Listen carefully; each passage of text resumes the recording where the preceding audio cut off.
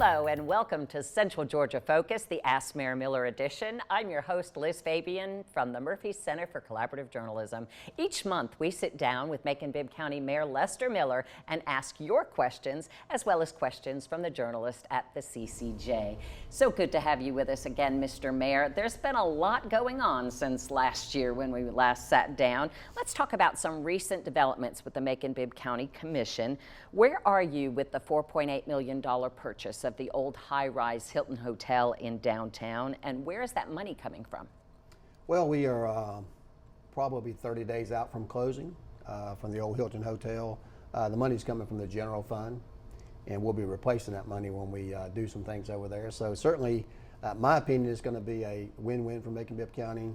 At the end of the day, we'll come out positive on that transaction. We'll have more money coming in than leaving, and then there'll be a great development there at some point in time. Now, you've mentioned that you're planning to tear down that building. Why, and what do you hope goes in its place? And how will that happen? Well, I think I've always said that nothing's off the table. Certainly, we've done our own investigation, due diligence, and it's going to be quite an expensive proposition for someone to save that hotel for rooms or for housing or anything. And certainly, we're not going to invest $120 million, which is what it would take to do that. Folks that tried it before went bankrupt, right? You can't just inject a little capital there thinking you're going to save this building, so it's not going to be, it's going to be cost prohibitive. What I see there is the building, probably everything in the building being salvaged, getting a lot of money out of the contents of there. At some point in time, probably doing a demolition or implosion or explosion, whatever you want to call it, maybe for TV. But the building needs to come down. Between the dirt underneath the building and the contents, it's going to exceed the $4.8 million that we're paying for it. So it'll make way for some great development in that area right there outside the courthouse and even the riverfront property. So we're excited about that, and I think people are going to be satisfied with the final product. It's only one of a few high-rise buildings, though, in the skyline. Any reservation of altering Macon's skyline? Not at all. Just because it's tall doesn't mean it's not blighted, and who's to say something else won't be built there that adds more to the area. So we're excited about it. You can see another one there as well, but I just think that one's lived its full life and needs to be torn down. In that same meeting, y'all agreed to purchase the old Progressive Christian Academy Macon Charter School property over there in Pleasant Hill. That building that was built for the charter school is less than 10 years old, but yet that's coming down too. Why, and what do you hope takes its place? Well, it's a blighted building. It's got major problems. Wasn't the best construction there. I've been in the building. I wouldn't go there now without a full hazmat suit on. It's all the walls are just black and mildew, and been leaks there for ages. It looks okay on the outside, but it was not constructed very good. So the building has to come down. What we hope to do is move on to that site another maybe 60 to 80, somewhere around that, housing there, residential on the property, separate that from the current gymnasium and the church that used to be there, and turn that out into something beneficial for the neighborhood, an indoor facility they can have events in the gym from, as well as having a potential co-op there for food insecurity. At the same time, having great residents there. That's probably about a $25 million property project that someone else will be doing, but we're going to exercise site control to make sure it gets done properly. And you're talking with perhaps the Macon Housing Authority to put something there? We're talking to several people that can use some tax credits to get it done in an efficient manner. More importantly, is good affordable housing right there when we need. I said many times that L.H. Williams has been in one of those schools that lost a lot of population. It's in jeopardy of having to close or consolidate. One way to save that is to have great projects like this that bring children to the neighborhood and give affordable housing there so they can keep the school up to go there. So I think it's going to be a win-win again for everybody. We've included the Pleasant Hills Neighborhood Association, and we've also included the commissioners in that district, and I think it's going to be a great project. When you talk about the church, and we're talking about a chunk of property that's bordered by Madison Street and Walnut Street, right. And there's a brick church there. Is that the church you're talking about, like an old church-looking building? But then there's also two other buildings on that property that look a little newer, and I wasn't sure which is the gym and which is the church. I call it church, but it's a gym. It's the two buildings on there. So you have a building there. You have a building they use for all kind of activities, like an auditorium. I know they had church there as well, so I call it a church. But if those two buildings we get to be able to use, we could use the funds off the proceeds of perhaps selling some of the property in the future for the development to repair and rehab those and kind of restore those back to some historical significance that you have there in that area. So I think the neighborhood's excited about it. We're early on in the project, and I'll be going over there to take another look at it with them fairly soon. And I think it's going to be something that people get very excited about. It's going to be the single largest impact for one project in Pleasant Hill that I know of that's ever happened. And how are you involving the community, and what's been their response so far about the proposal? I met with them early on. We got the neighborhood association involved. We told them some thoughts that we were going to have on there, how we were going to acquire the property, the timelines, and we'll be taking a visit over there with them. Gave them some suggestions on how they could tap into some money too that we have out there for food deserts, perhaps to make the co-op work. And I know they've been looking for an indoor gymnasium for a while to do some other events since Booker T's not necessarily a recreation center, even though we have the pool there and it has lots of activities there. This would allow them the ability to be able to expand things on that side as well. So they've been very receptive so far. And a lot of the last meeting was also talking about the replacement for District 9 Commissioner Al Tillman, who stepped aside to pursue some business interests with the county and other local governments. How can you explain to the folks about the charter and what it allowed in terms of the appointment versus a special election, so that they can understand how that all came about?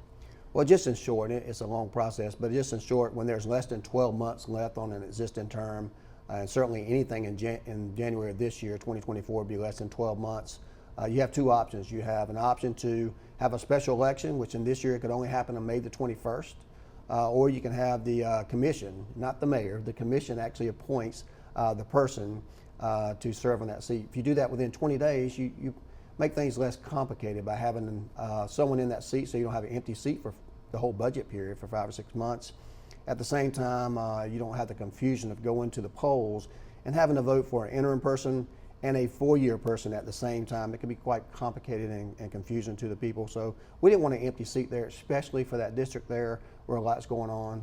And also we wanted to have the voice in the community. I know sometimes people are not always excited about who you select, and then certainly there's people that got their own personal interests involved in that seat, but the commission voted on that, and the majority of the commissions voted to support that. Ms. Bailey, I think, is an excellent candidate for that, and she'll have a few months to prove herself before election herself. How did you go about selecting her? What was the, I know you said it's the mayor, but you were the one who put her name into nomination, right, and then the commission approved that, but how did you go about selecting her? Well, one of the things I looked at is back in 2020, when I was running for office myself, Ms. Bailey ran for Al Tillman's seat, the seat that he occupied at that time for District 9. So you have someone that just didn't show up in the last year and try to look for an open seat to run for. Is someone that actually was involved then, who ran for office then, who had a campaign then. So she showed an interest back 4 years ago. She still had that interest now, but also she's got military experience, an educator. She's got a degree from Mercer University, from Westland. She meets all those types of things, and the demographics there are certainly African American, predominantly women, and she fits both of those categories as well. And I think she'll do a good job supporting the other commissioners in this situation. Quickly before we go to break, though, NAACP President Gwen Westbrooks was one of those who made comments about that appointment during the meeting, and she questioned whether that appointment was deliberately delayed to allow you to put someone in that position. How do you respond to those allegations? Well, I talked to Ms. Westbrook, and I think that something everybody needs to know is that at no point did I or any other commissioners that I'm aware of have any allegations that Mr. Tillman did no longer live in this district and that he should not have retired. He can resign on his own terms, whether that's previously, whether it's this year. Perhaps he was trying to save having to have a special election and incurring some more cost. But I've never known at one point that Mr. Tillman didn't live in this district. As far as I know, he continues to live in the district and always has been. Timing is by charter, and we don't have any control over that. I talked to Ms. Westbrook. She has since been corrected because she made some incorrect comments that night about the number of votes this particular person got before. And I think she's had a conversation with Ms. Bailey as well. So I think it's just something that people get the wrong information, and the first thing they do is get emotional and start making comments, and they realize that they don't have the facts to support it. Not just her, but many people. So I think now they've come to realize that it was the best thing for that district. All right, well, when we come back, it's political season in Georgia and an election year, plus lots of development on the table here in Macon. So stay tuned.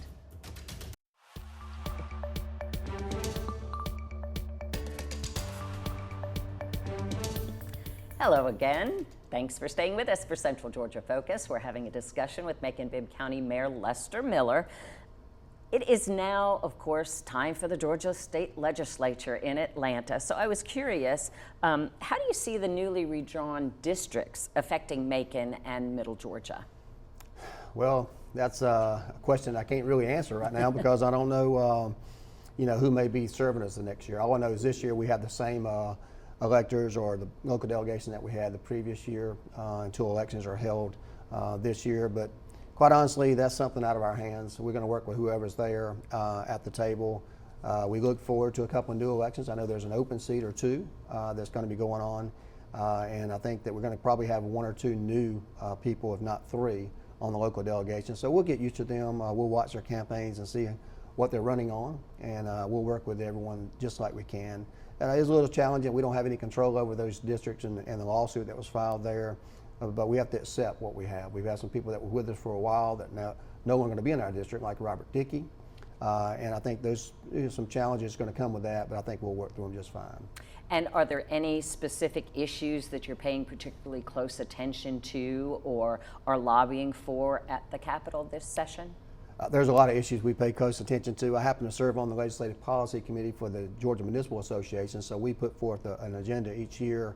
We have been looking at, there's some tax bills. I know the Senate came out of Senate Finance, particularly dealing with freezing some tax assessments and some, millage rollback and things like that. That I think is something finally they're getting around to doing in Atlanta that we like. But there's also some strings in there we don't like. So I think we'll be advocating for both of that. But I think with all the new business and everything coming to Georgia, we need to protect our taxpayers. So I hope that they'll do a good job on that. One of the things I'm more concerned about is quality health care in Georgia. I don't know what the Medicaid expansion argument that they're having there is, but I know that we got opportunities to serve more people in Georgia. And I'm a little disappointed that we haven't gotten further in that to make sure that people have quality health care. In Macon-Bibb County, we suffer from that, and every district is not created equally from that point. So I'm hoping they really push that forward this year. And I've said it before and I'll say it again, I've asked the governor myself, is we need more money for mental health treatment, not just to speak about it, but to actually fund it. And we're going to continue to have to do that because we have some serious issues that need to be addressed on that front. Any pieces of local legislation that directly affect Macon-Bibb County this session? None that we've requested so far. I think that when you got an election year like this right here, it's kind of hard to get things on the agenda. They're trying to get in and out fairly quickly. They all got their own campaigns they're running for.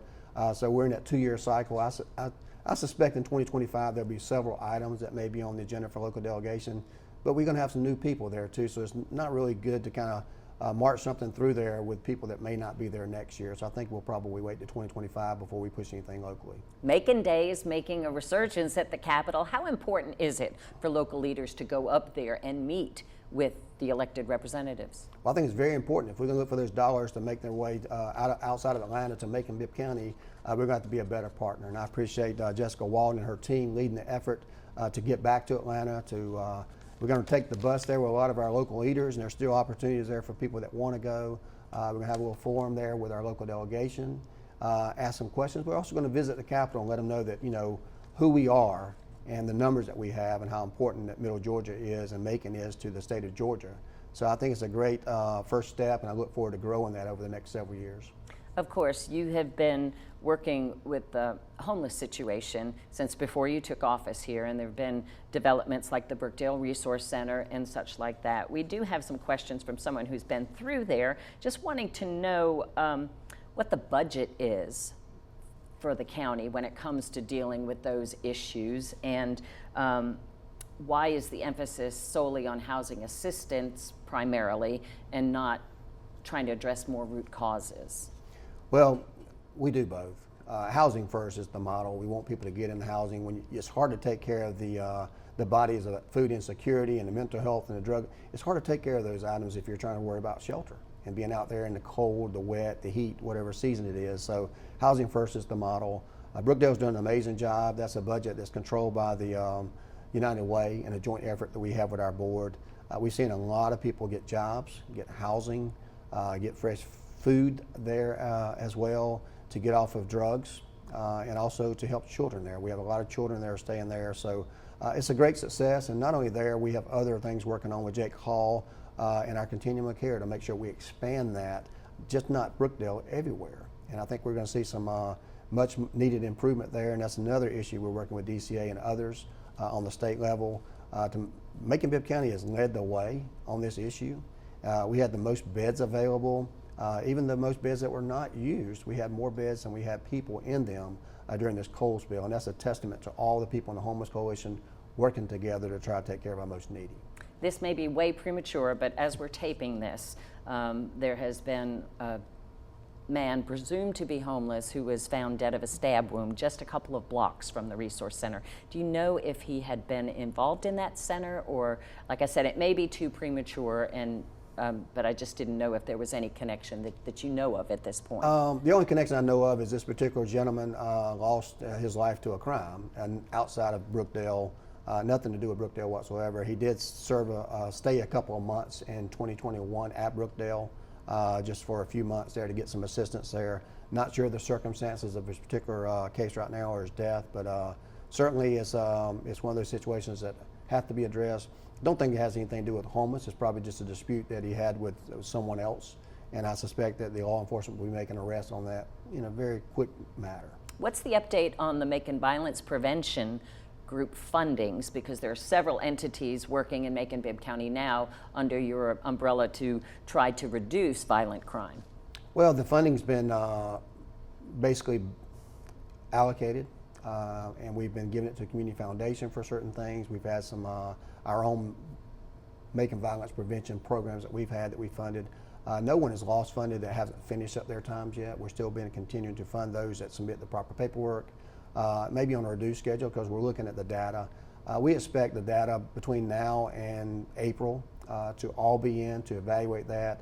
We'll be making a presentation in March to the Commission on all the success and the data collected from the foundation grants as well as our other initiatives that we have going on. So by the time April gets here, we'll decide about funding just in time for budget season in May and June. What are the data points? Are you looking for who was served, or whether someone actually interrupted something from happening? It would seem to be kind of hard to quantify that. It's hard. It's a work in progress. Numbers engagement is the most thing. When more people get engaged and more people receiving treatment, show up for events, that certainly helps. Crime that decreases in a certain area helps.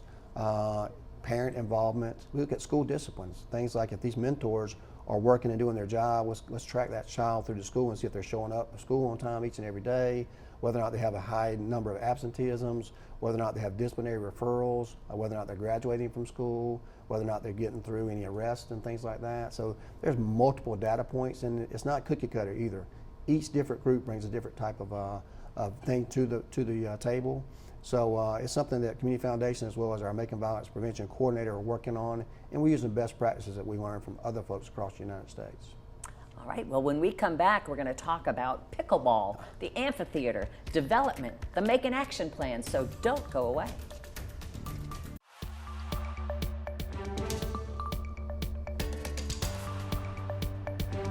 Thank you for staying with us for Ask Mayor Miller.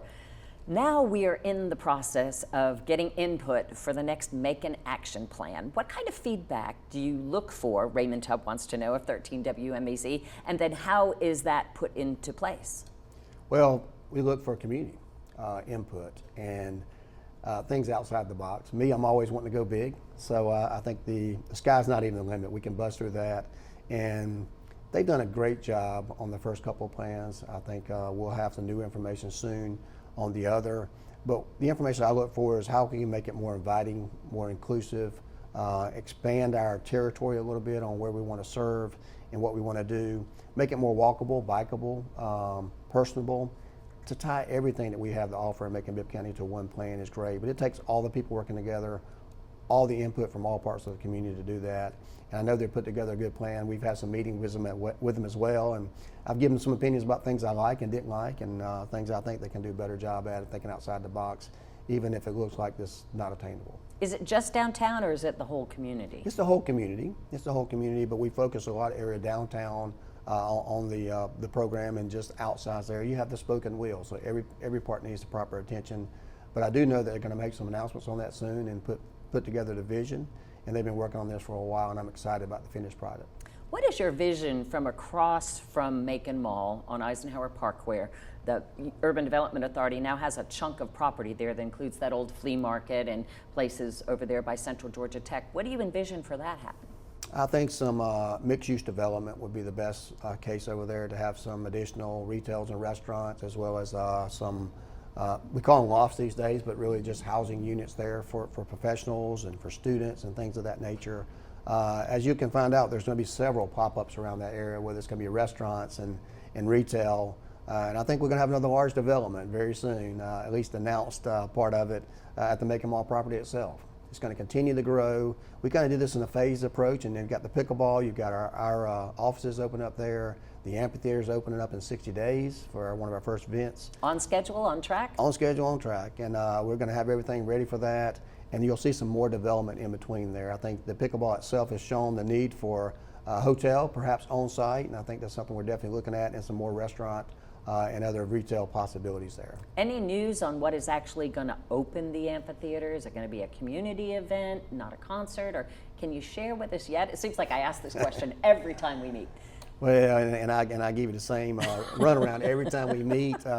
You know, I'm sure there's going to be some event before the event, and we'll talk about that later on. We're certainly going to have some news about the amphitheater itself and what we may call it in the future, in the very near future.